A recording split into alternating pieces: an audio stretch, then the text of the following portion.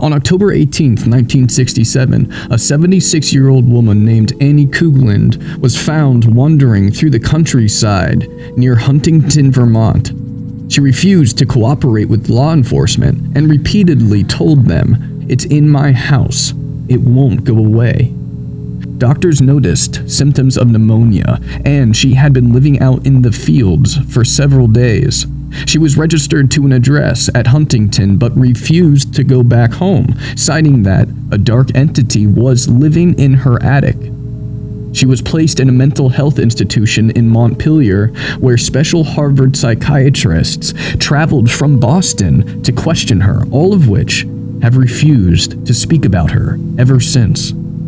After decades of freedom of information requests, other academics have finally managed to get a hold of her story. This is the account Annie told mental health professionals shortly after being found.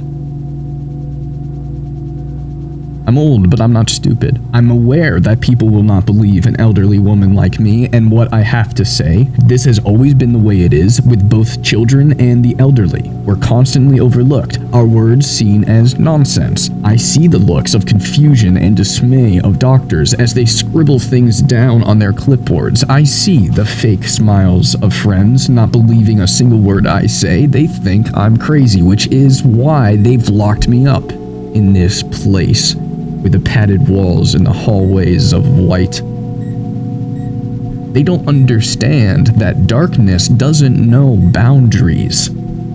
I may not be in that house anymore, but evil clings to me and feeds off my anguish. As long as I live, it lives. As long as I'm stuck in this place, it has a means to grow. I'd always lived in the city. Thinking back on it now, I took the simplicity of my life for granted. I always wanted more, when in reality I had it all along. After my husband, Evan, passed away from cancer, I found it challenging living in the big house in the big city without him. So I moved into an old bungalow in the countryside of Vermont. I thought, peace and quiet. That's what I craved, but it wasn't long before the silence became overbearing. Evan loved his records, thriller books, and his dusty old sports trophies, but I didn't want them on show as reminders that he was no longer here, so I piled them up in boxes ready for my son Gary to put in the attic when he found the time to visit. But my days were spent sitting on the porch, gazing upon the autumn trees of red and yellow and orange. I preferred it out there to being in the house.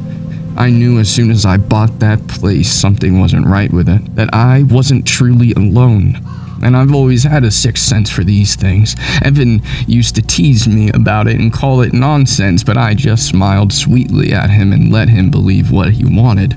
I knew it was a waste of time trying to convince those whose minds were built upon logic that other forces lingered in this world. I felt its presence there, but I hoped it would remain dormant. As I was new to the countryside, I convinced myself perhaps it was normal for homes to be shared by something else, something other. And as I rocked back and forth on my porch chair, sometimes the sound of cars outside gave me the illusion of normality, but I wasn't in the city anymore. Out here in the sticks where it's pitch dark outside, I was made fully aware of that fact. At 11 p.m. when a cold breeze filled the air and my eyelids drooped, I knew it was time to go inside. I never locked the door, an act that seemed pointless. Then at around 2 a.m., I awoke to sounds of creaking coming from somewhere within the bungalow, and as I quickly put on my dressing gown, I noticed that this creaking was coming from the roof. It was the slow creaking sound of footsteps. Someone or something was inside my house up in the attic. And that's when I knew that my fears had come true. The thing residing within my home wasn't dormant anymore. I waited all night for the noises to stop, but they didn't. And when I dared to close my eyes, they seemed to increase in volume. Creaking footsteps raced through both my home and my thoughts. I couldn't take it anymore, so I couldn't be inside of this place, and I put a sweater on, and I carried a pillow and a blanket out onto the porch, and I curled up on the rocking chair, and I buried myself beneath that blanket, trying to hide from the cold and also from my own mind. I had an uncomfortable night's sleep, and I woke up feeling stiff and sluggish, and I stumbled inside. The creaking had stopped, but it was cold, an icy coldness that tingled at my joints. It revealed my breath in the air and scratched at my skin. The coldness seemed to follow me around the bungalow. Where I went, it wouldn't leave me alone. And then I felt it there, breathing on the back of my neck. It caused me to jump in fright and bash my arm on the kitchen table.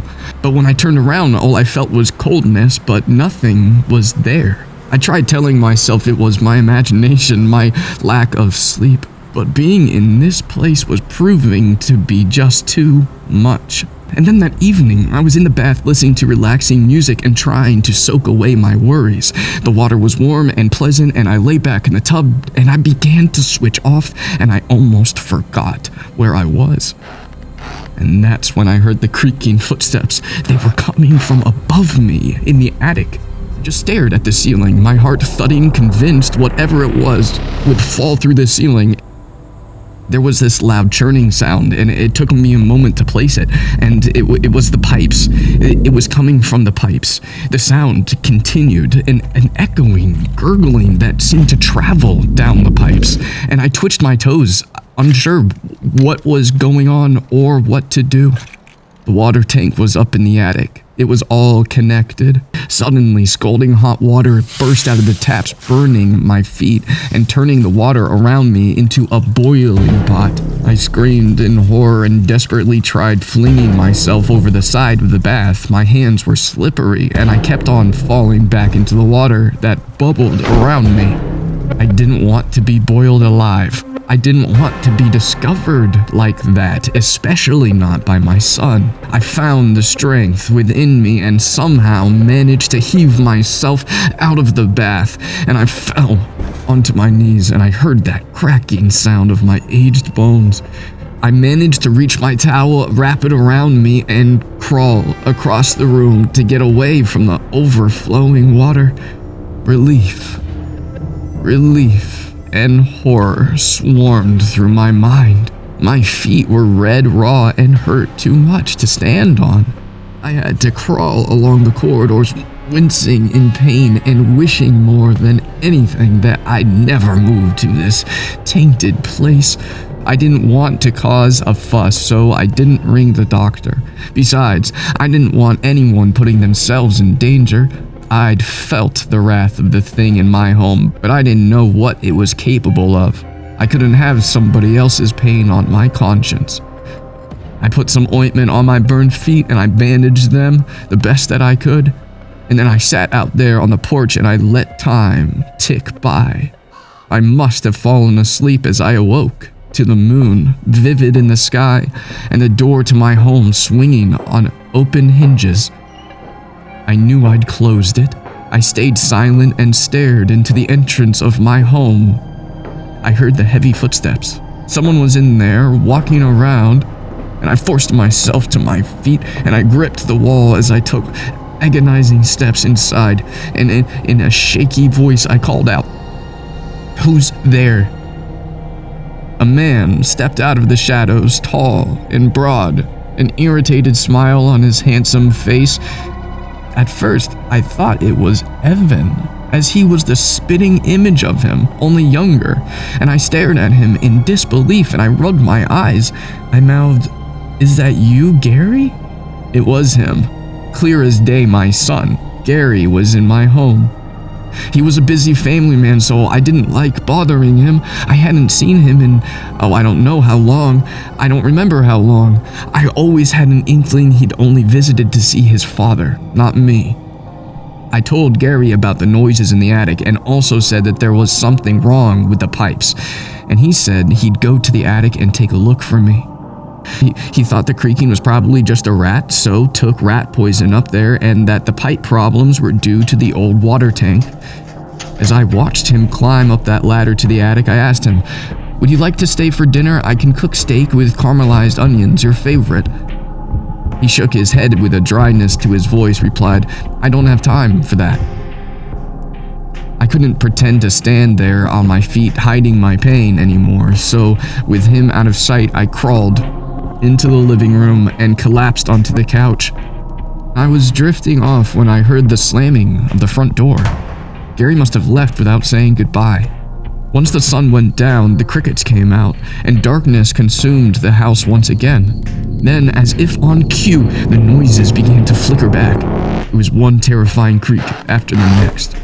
I laid there in too much pain to move. All I could do was listen to the sounds and hope and pray that the thing would leave me be tonight and stayed up there in the attic. I couldn't bother Gary. He made it clear after Evan passed away that he didn't have time for me. I remembered the sting of his words.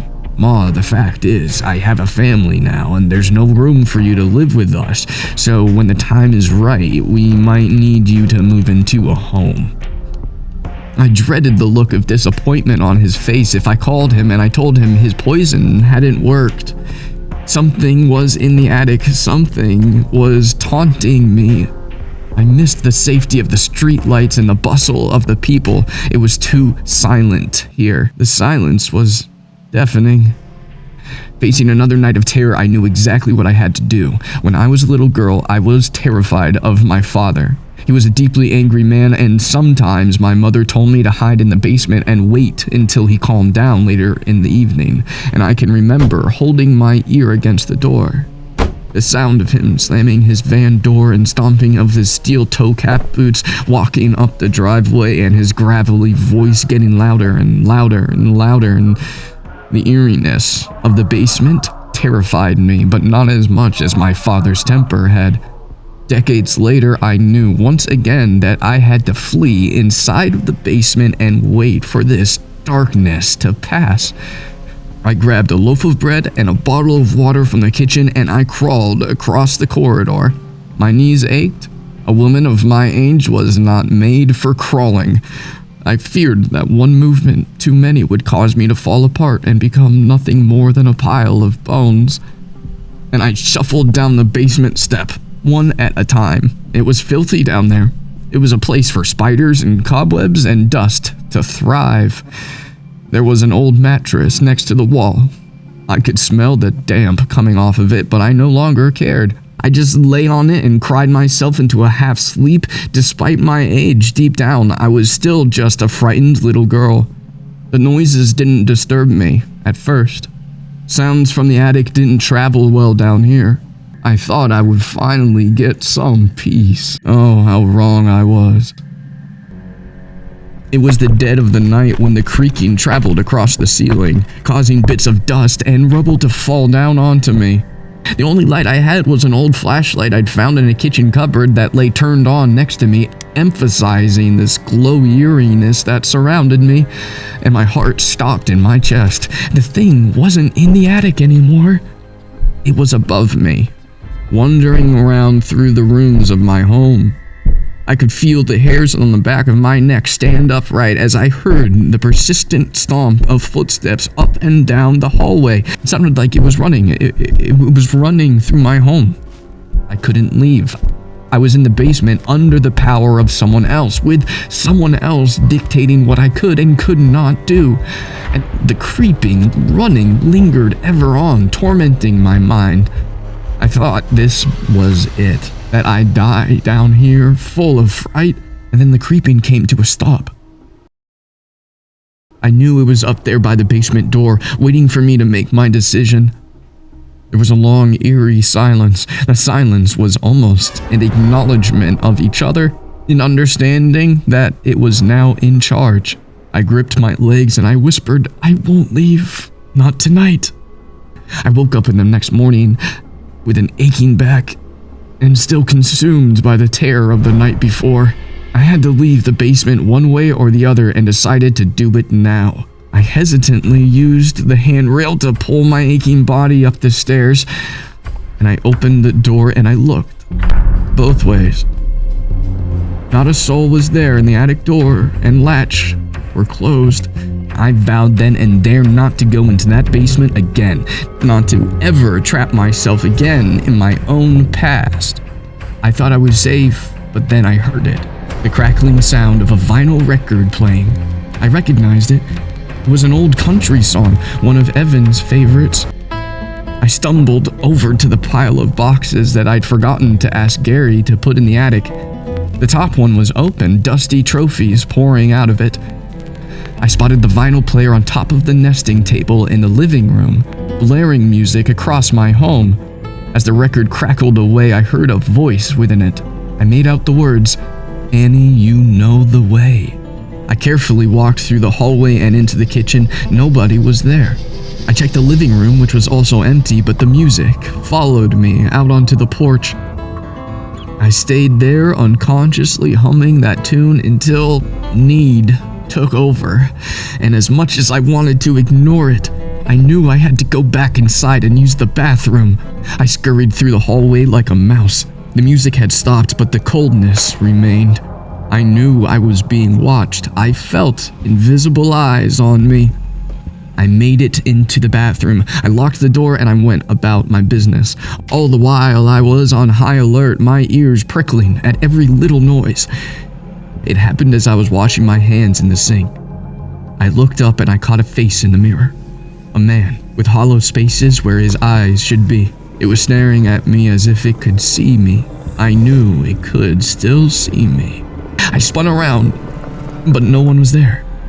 I reached down and I touched the air, and then agonizing pain shot through me, and I fell to the ground in a thud of cracks.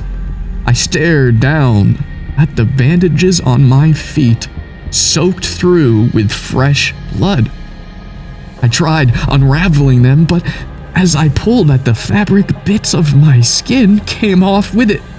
Decaying clumps. The rotten smell seemed to fill the room. I couldn't move. I was trapped there now in the bathroom, at the mercy of that thing. I painfully listened to the footsteps by the bathroom door, and the subsequent seconds of deadly silence. And then I heard the footsteps trample through the house once again. It was as if terror was something that I should expect every single night now. And then the pipes began to growl, and I prepared myself for what was to come. The shower head sprayed wafts of freezing cold water at me. It trickled down my back and violently forcing me to crawl on my belly across the bathroom floor. As I gazed upward, the taps on the sink were also shooting out freezing water, and they wouldn't turn off. As the water continued to attack from the taps, I noticed that it was no longer clear water coming through and started to turn brown. It looked like contaminated water seeping out, possibly sewage, and then I noticed the smell. It was a sour fusion of garlic and fish. I realized instantly that it was not sewage. It was the rat poison that Gary had put down. The bathroom was flooding. It wanted to watch me suffer, but I didn't know why. I stared at the ceiling and I whispered, "What do you want from me?" And the door flung open. And standing there was Gary, a calm look on his face. He walked over to me, his hands in his pockets as he looked down at me and tutted while he shook his head. I apologized over and over for wasting his time, for making him tend to me when he should be with his family.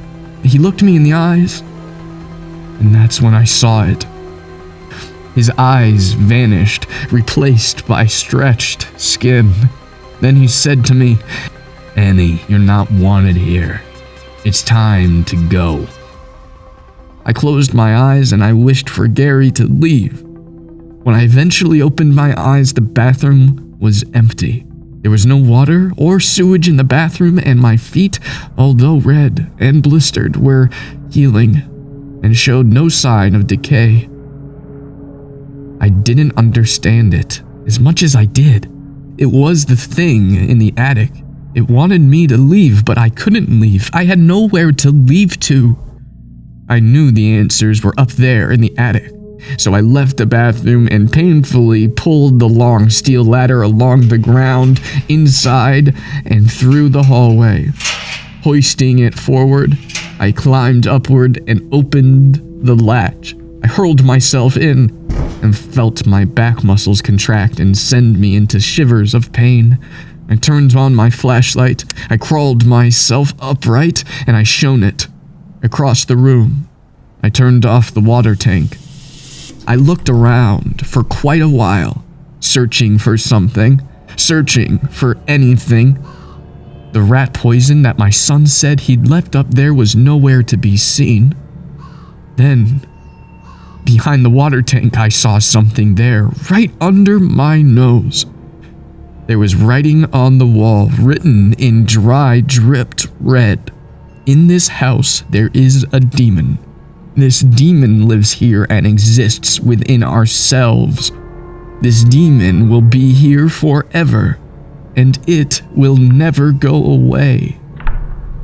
I rushed out of the attic as quickly as I could. I slept on the porch, too afraid to enter that home again.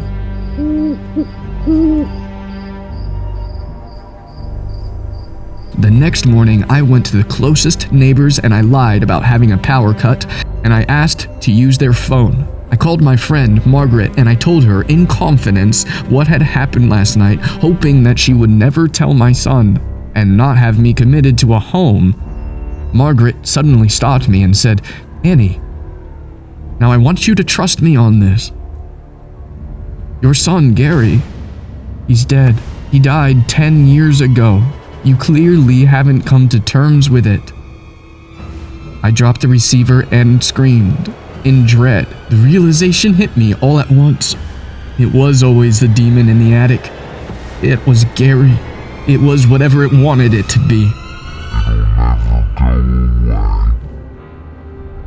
It'll never go away. Annie Coughlan spent the remainder of her life in the mental health institute, where she never stopped claiming that there was a demon in her attic who had taken the form of her deceased son. Her bungalow was sold, and the horrors she told happened within its walls, forgotten about. The Mental Health Institute closed down over 30 years ago, but most haunting of all, one of its old visiting books documented that on December 3rd, 1971, Annie received a visitor by the name of Gary Coughlan. Records state that Annie died on December 4th, 1971, the following day. Whether the entity she claims resided in both her home and herself died with or still lingers on in her own home, somewhere else, or someone else, to this day, remains a mystery. For more scary horror stories, please share and subscribe.